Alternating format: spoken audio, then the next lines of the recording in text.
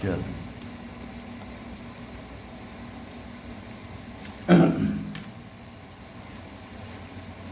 Dua, persoalan yang menyangkut dengan kehidupan sosial manusia yang hanya bisa diselesaikan oleh kemauan kolbu akal yang terdapat dalam dirinya untuk dikuasai dan dikendalikan oleh Al-Quran.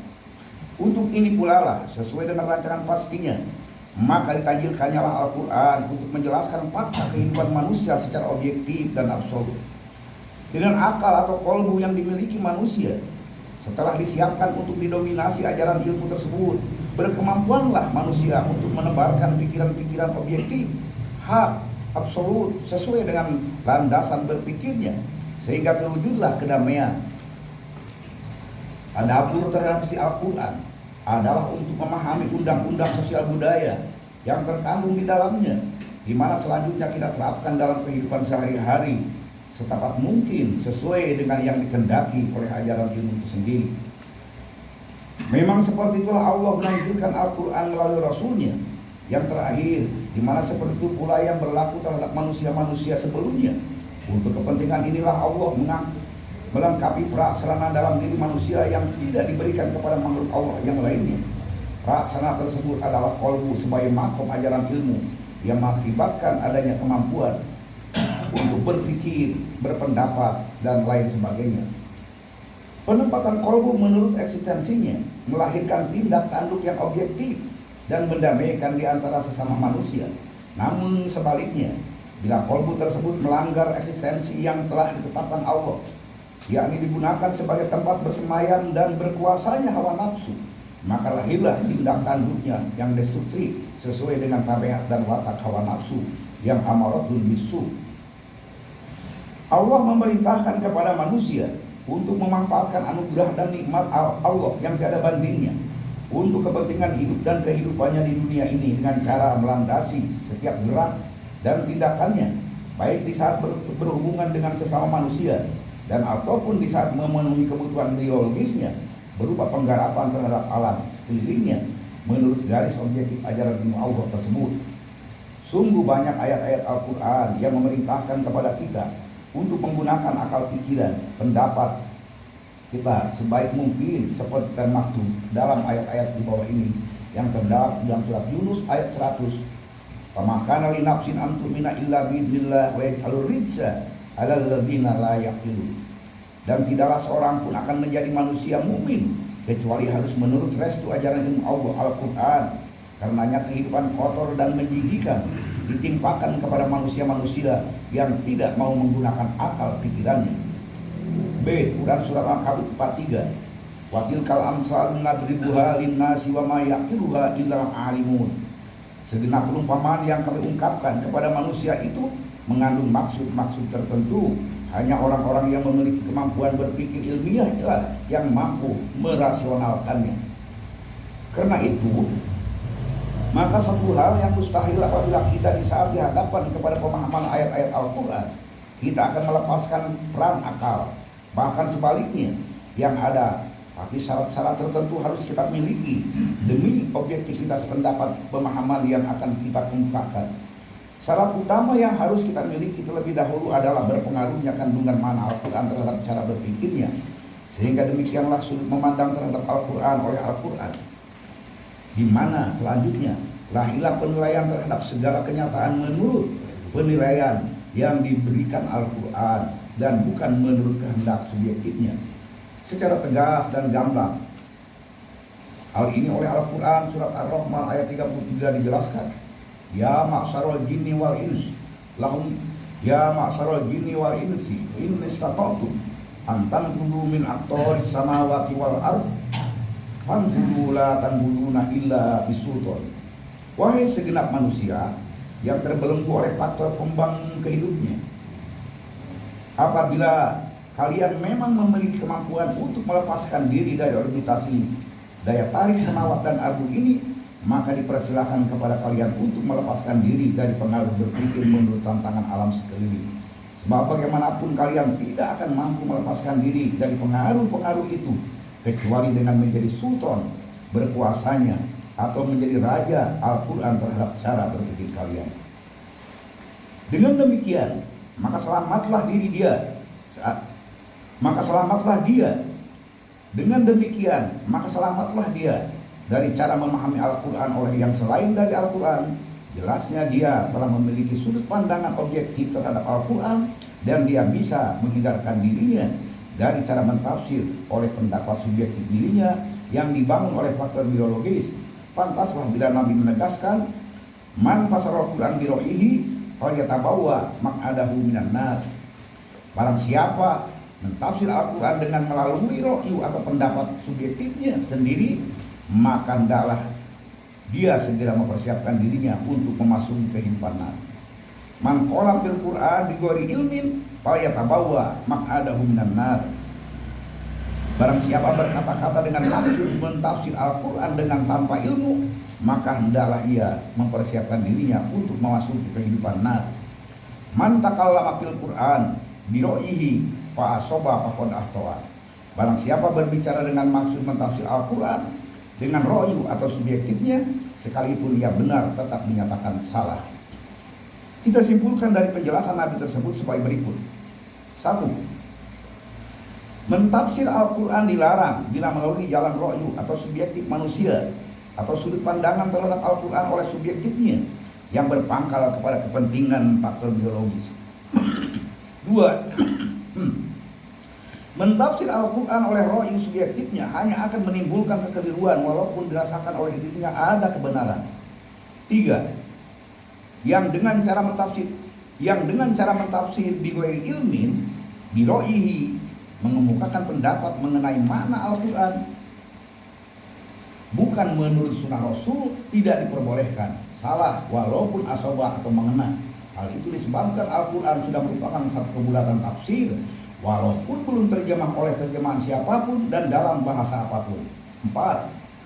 Sebaliknya apabila telah memiliki kemampuan berpendapat mengenai makna Al-Quran menurut Quran, dengan sendirinya diperbolehkan. 5. Berarti pada hakikatnya ada ro'yu bi ilmin, sudut memandang makna Al-Quran menurut Al-Quran, dan ada ro'yu bi ghairi ilmin, sudut memandang makna Al-Quran menurut rasio subjektifnya. Adanya ro'yu adalah merupakan representatif daripada akal yang dimiliki manusia, yang merupakan kenyataan dari sesuatu yang mendorong dan membentuknya. Seperti yang telah dijelaskan pada bagian-bagian terdahulu bahwa istilah akal sering dikaitkan oleh Al-Quran dengan qalbu, di mana interpretasinya adalah hasan takwin, rasana yang paling unggul yang faktor-faktornya adalah samun baswarun fuadun, yang berakhir dengan lahirnya sebentuk kesadaran atau mental. Maka proses terbentuknya kesadaran tersebut adalah sebagai berikut. 1. Berdasarkan rancangan pasti Allah, qalbu akal harus difungsikan sebagai makom ajaran ilmu Al-Quran. Namun hal itu baru terwujud bila si manusia itu sendiri telah menginjak dewasa atau balago asudda. 2. Padahal qalbu akal adalah komando gerak, sehingga dengan demikian ada dua komando gerak dengan hanya menggunakan satu alat, yakni qalbu akal. 3. Qalbu yang tidak berfungsi adalah qalbu yang diperalat oleh kepentingan pemenuhan kebutuhan biologis. Bila itu terjadi, maka akibat yang ditimbulkannya adalah kehancuran, kerusakan di seantero alam, timbulnya manusia-manusia yang berwajah munafik, kafir, dan ataupun muslim. 4. Qalbu yang berfungsi adalah qalbu yang digunakan sesuai dengan rancangan pasti Allah, yakni digunakan dan dikuasai oleh ajaran ilmu sehingga melahirkan kehidupan yang mendamaikan. Nabi menjelaskan, ala wa inna fil jasadil mudghah wa idza saluhat saluhal jasadi kullu wa idza fasadat fasadil jasadi kullu ala wa hiya qalb. Ketahuilah bahwa di dalam diri manusia ada segumpal darah atau mudghah. Apabila ia ditempatkan sesuai dengan fungsi eksistensinya, maka lahirlah bentukan hidup dan kehidupan yang normal. Namun sebaliknya, apabila digunakan bukan menurut fungsi eksistensinya, maka niscaya akan melakukan bentuk-bentuk kehidupan yang abnormal. Perhatikanlah oleh kalian bahwa itulah fungsi eksistensi qalbu. Hadis yang riwayat Bukhari dan Muslim. Berdasarkan penjelasan-penjelasan tersebut di atas, maka yang dimaksud dengan ro'yu bi ilmin yaitu 1. Ro'yu bi ilmin, ajaran ilmu Allah yang mendominasi serta mengikat cara berpikir manusia maka dengan segala kepastian akan melahirkan gerak dan tindakannya, baik ucapan, perbuatan, dan ketetapannya, sejalan dengan apa yang mengikatnya, selaras dengan restu ajaran ilmu Allah. Untuk itu di saat dia dihadapkan untuk masuk memahami kandungan makna Al-Quran atau mentafsir, lahirlah makna yang objektif tepat sebagaimana yang dikehendaki oleh Al-Quran itu sendiri. Cara berpikir yang seperti itu mengenai Al-Quran maka sudah pasti diperbolehkan, dan dengan demikian kolbu, akal pikiran, dan sarana akliyah yang dimiliki manusia menempati posisi yang dikehendaki penciptanya. Lihat Quran surat Al-Qamar ayat 54-55. Innal muttaqina fi jannati wa nahar fi maq'adi sidqin inda malikin muqtadir. Sesungguhnya orang-orang yang bertakwa, yakni orang-orang yang dalam segala tindak tanduknya tepat menurut Al-Quran, mereka menempati kehidupan penaka taman merinda yang selalu diairi oleh semacam irigasi yang tidak henti-hentinya mengalir. Yakni itulah posisi yang tepat menurut garis pasti penciptanya atau al-maqadir. 2. Ra'yu bi ghairi ilmi. Berdasarkan penjelasan terdahulu bahwa sebenarnya definisi ilmu dan ajaran ilmu adalah sebagaimana yang telah diuraikan, sehingga setiap definisi ilmu dan ajaran ilmu itulah yang melahirkan ra'yu bi ilmi. Istilah ilmiah hanya diperuntukkan bagi kedua istilah tersebut tadi dan tidak untuk selainnya. Yang disebut sains dan pengetahuan dengan berbagai macam spesialisasinya, baik dalam uji benda-benda, teknologi, dan ataupun sosial sains, sekali-kali tidak memiliki nilai ilmiah. Hal itu disebabkan relatifnya dan metodenya kausalitas urban, dan lebih lagi bila dipelajari dari segi lahirnya. Sebab apapun juga namanya, selama segala sesuatu itu merupakan realisasi dari refleksi benda dan ataupun refleksi jiwa, maka ia pasti relatif, ia diproduksi oleh hawakunya. Sedangkan menurut Al-Quran bahwa setiap produksi hawaku pasti bernilai batil, dengan konsekuensi akhir berupa kehancuran, walaupun diberi bumbu innama nahnu muslihun. Teorinya damai, namun pembuktiannya adalah kehancuran. Dengan demikian, maka adanya ra'yu bi ghairi ilmin adalah adanya dominasi hawa nafsu terhadap qalbu, akal pikiran manusia, sehingga melihat, mempelajari, menilai, memproduksi, dan lain sebagainya menurut hawa nafsunya yang didorong oleh keinginan faktor biologisnya yang tanpa mengenal rasa puas dan bahkan emosional. Bila seperti itu cara yang kita lakukan dalam mengungkapkan makna Al-Quran, maka pantas bila oleh Nabi disebutkan oleh Nabi Muhammad melarangnya dan memberikan peringatan yang sangat keras. Namun tidak berarti menutup satu kemungkinan untuk kita ungkapkan makna Al-Quran sebagaimana anggapan sebagian ulama dan pemimpin umat Islam sekarang ini. Asal di dalam kita berusaha memahami makna Al-Quran tersebut, mengenal tata cara, pengungkapan, dan batas-batas yang harus kita taati dan kita perhatikan. Karena itu, semenjak Allah meletakkan qalbu dalam diri manusia, yakni semenjak kelahirannya di permukaan bumi ini, ia sudah memiliki eksistensi untuk membedakan antara salah dan benar. Akibat dari itulah, maka walau tanpa dan belum tersentuh ajaran ilmu pun, manusia dengan sendirinya pasti mengetahui bahwa tindakannya itu benar atau salah. Bagaikan sebuah asbab, dia akan tetap disebut asbab walaupun belum tersentuh abrol. Demikian pula lah dengan qalbu manusia, fungsinya yang efektif akan tampak bila telah menempati posisi objektifnya, sehingga tidak hanya sekedar mampu membedakan, bahkan kini dia memiliki kemampuan untuk memisahkan benar dari salah. Keharusan pengisian qalbu oleh ajaran ilmu Allah atau Al-Quran dan kemudian menguasainya adalah untuk menormalkan teknik operasionalnya, sehingga timbul dan tumbuhnya kehidupan sosial manusia yang setimbang, konstruktif, dan mendamaikan, dan bahkan sebaliknya. Hanya perlu disadari bahwa faktor biologis akan selalu berusaha untuk menggiring qalbu, alat kesadaran manusia, ke arah yang menyimpang atau setan dari fungsi eksistensinya yang hakiki, sehingga kesadaran yang dimiliki manusia dan merupakan ciri khasnya sebagai makhluk sosial budaya menjadi timbul dan tenggelam. Untuk itu Nabi Muhammad memperingatkan innama sunniyal qalbu qalban litaqalbi. Sebabnya kesadaran manusia itu disebut qalbu adalah karena kondisinya yang berubah-ubah. Untuk supaya stabilnya kesadaran manusia tepat menurut petunjuk ajaran ilmu Allah, maka syariat Islam memberikan bimbingannya secara praktis dan mendetail. Karena itulah di saat menerima Injilnya Al-Quran, yang pertama harus menyatakan syahadat yaitu asyhadu an la ilaha illallah wa asyhadu anna Muhammadar Rasulullah. Aku menyatakan sikap bahwa sumber gerak segala kegiatanku hanya menurut ajaran Allah, dan aku menyatakan sikap bahwa Muhammad adalah Rasul Allah yang bertugas menjelaskan ajaran ilmunya dan memberi tauladan praktis yang indah dalam memproses kebangunan jamaah Islam. Ingat penegasan Rasulullah, man qala la ilaha illallah khalisan min qalbihi dakhala jannah. Barang siapa yang telah menyatakan sikap menurut syahadat di atas dasar kemurnian berpikirnya, maka dijamin mendapatkan kehidupan jannah. Quran surat Al-Fatih ayat 10, innal ladzina yubayyi'unaka innama yubayyi'una Allah yadullahi fawqa aydihim wa man nakasa fa innama yanqusu ala nafsi wa man aufa bima ahadu alaihi